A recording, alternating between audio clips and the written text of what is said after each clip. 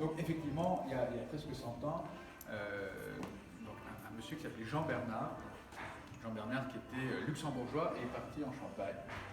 Et il avait une idée en tête, c'est d'apprendre à faire du champagne. Nous les luxembourgeois, vous savez, c'est un petit pays, il n'y a pas grand-chose, et donc on aime bien aller à l'étranger pour apprendre de ce que font les autres et ramener ça à la maison.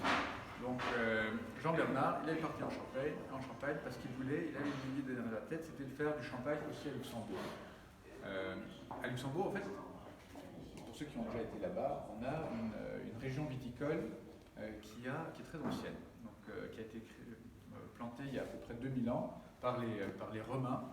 Parce que les Romains, quand ils sont montés vers le nord, certains connaissent déjà l'histoire, mais je vais quand même la répéter, ont donc planté des vignes un peu partout où ils sont allés, parce que je crois qu'à l'époque c'était quand même plus safe de boire du vin que de boire de l'eau. Au moins là tu étais sûr de ce qui allait t'arriver. Et donc ils ont planté des vignes partout, parce que c'est quand même beaucoup plus simple de produire localement que de ramener des bouteilles de rhum ROME. Oui, d'accord. Non, on a dit ça la semaine dernière. Voilà, donc il y avait des vignes depuis très longtemps. Donc Jean Bernard s'est dit, je vais retourner à la maison et je vais créer une cave à champagne à Luxembourg. Évidemment, comme on est à Luxembourg, on n'a pas le droit de l'appeler champagne.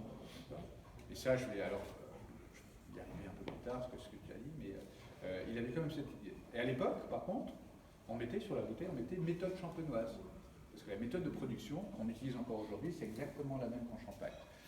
Donc Jean Bernard arrive à Luxembourg, fleur au fusil, il a cette idée, mais il n'a pas forcément l'argent. Donc ce qu'il va faire, il va aller chez tous ses potes, il va frapper à la porte et dire « Les gars, j'ai un projet, est-ce que vous voulez participer ?»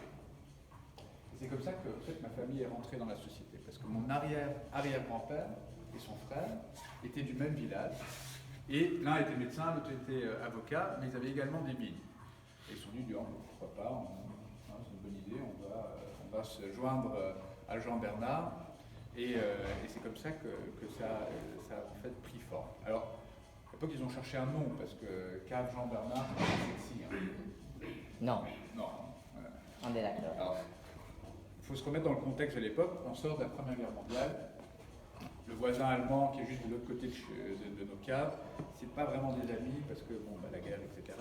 Donc il fallait que ça sonne un peu français. Tout ce qui sonnait français, c'était très élégant à Luxembourg. Tout ce qui sonnait allemand, c'était moi le bienvenu. Et donc ils sont un peu creusé la tête.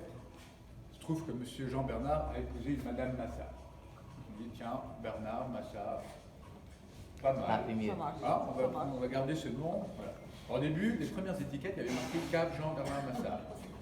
La taille du nom sur l'étiquette, comme ça. Donc à un moment, ils ont dit on va couper, on va. Quand même très très chaud ici. Oui, bien qu'elle pas les dise, mais comme ça. Là. Ça va si je vous tourne un peu le dos? Voilà, donc il épouse Madame Massat, ils prennent le nom. Malheureusement, Jean Bernard meurt 2 ans après avoir créé les caves, à l'âge de 43 ans, donc pas très vieux. C'est là que ma famille a repris.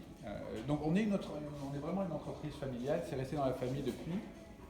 Donc il y a eu mon arrière-grand-père qui était banquier mais qui restait un peu à côté, et celui qui a vraiment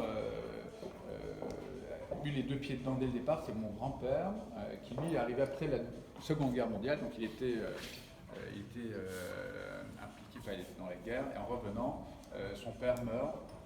Et à 24 ans, on l'a mis dedans, et toi tu dois remonter tout ça, parce que ce qu'il faut savoir, je vous l'ai dit tout à l'heure, mais nos caves sont vraiment à la frontière entre l'Allemagne et le Luxembourg. Donc il y a une rivière qui s'appelle la Moselle, et de l'autre côté, il y avait les Allemands, chez nous dans les caves, il y avait les Américains, et vous pouvez imaginer ce qui se passait, ça canardait un peu.